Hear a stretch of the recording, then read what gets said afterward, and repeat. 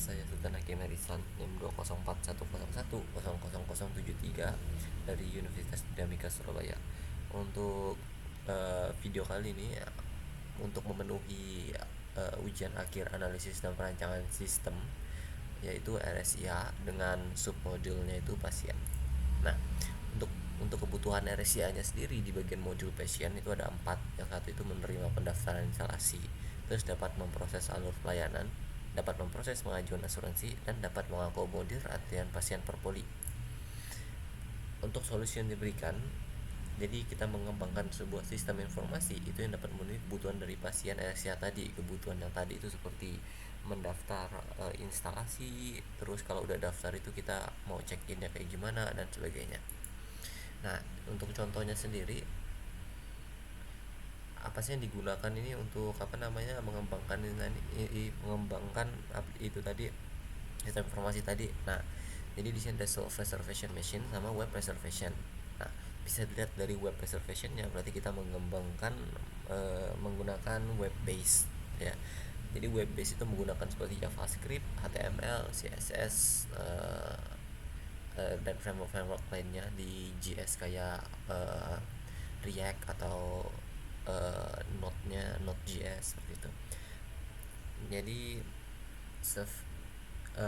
kenapa sih kita milih web base? Web base ini kan lebih fleksibel pengembangannya, terus tidak membutuhkan hardware dengan spesifikasi khusus, karena kan lewat Chrome. Selama kita bisa buka Chrome dan terhubung ke internet itu udah cukup.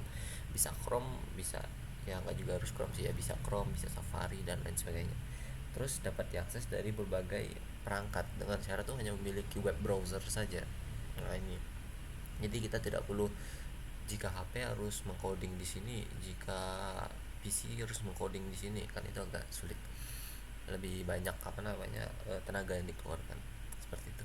Nah, untuk self reservation machine tadi itu ya mesin sama seperti HP atau laptop atau PC desktop gitu, yang sudah disediakan di RSIA-nya dan sudah terhubung ke ini tadi, web base tadi, ini web base app tadi itu.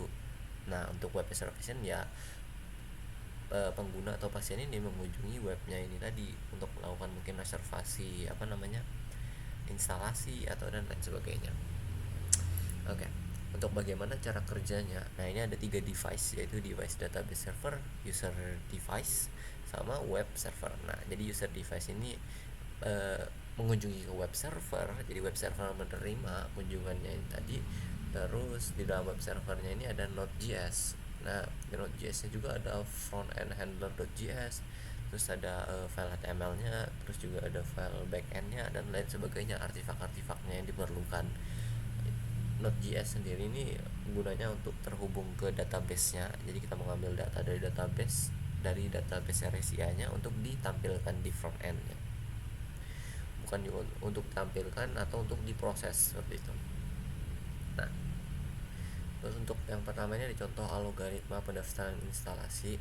Jadi ada pemilihan dulu kategori pasien. Ini kategori pasien ini lama atau tidak. Jika kategori pasien lama, maka input ID pasiennya dulu. Setelah itu tadi ini pakai yang backend tadi ini, kita cek dulu, lakukan pengecekan kan, apakah terdaftar, apakah ada di database. Jika iya, maka input data calon pasien. Jika enggak, maka balik lagi ke pemilihan kategori.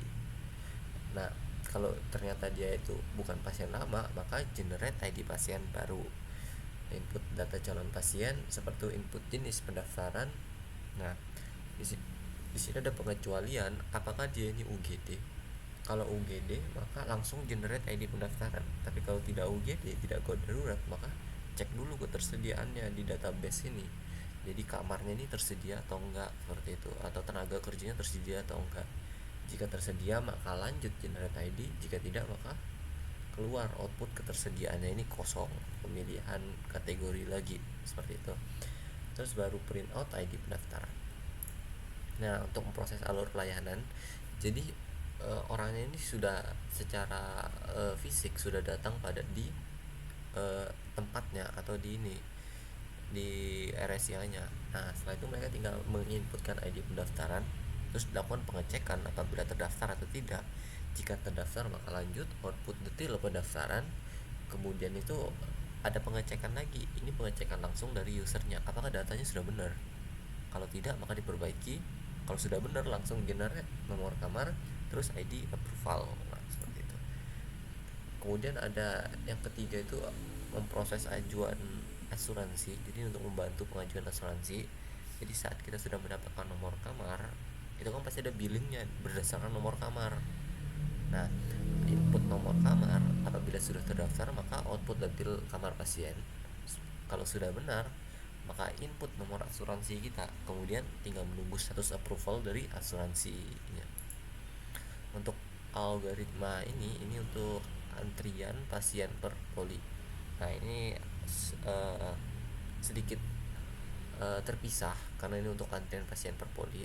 Jadi pemilih untuk kita mendatangi webnya itu pemilihan dulu kategori polinya mau kategori apa, kemudian baru input data yang mau melakukan poli ini, kemudian baru generate nomor antrian, print out, seperti itu. Mungkin itu saja dari saya. Apabila ada salah kata atau yang kurang mohon dimaafkan. Untuk DAPL dan SKPL nya sudah saya buat, apabila tertarik. Saya tutup dengan wabillahi taufiq wal hidayah. Wassalamualaikum warahmatullahi wabarakatuh. Terima kasih.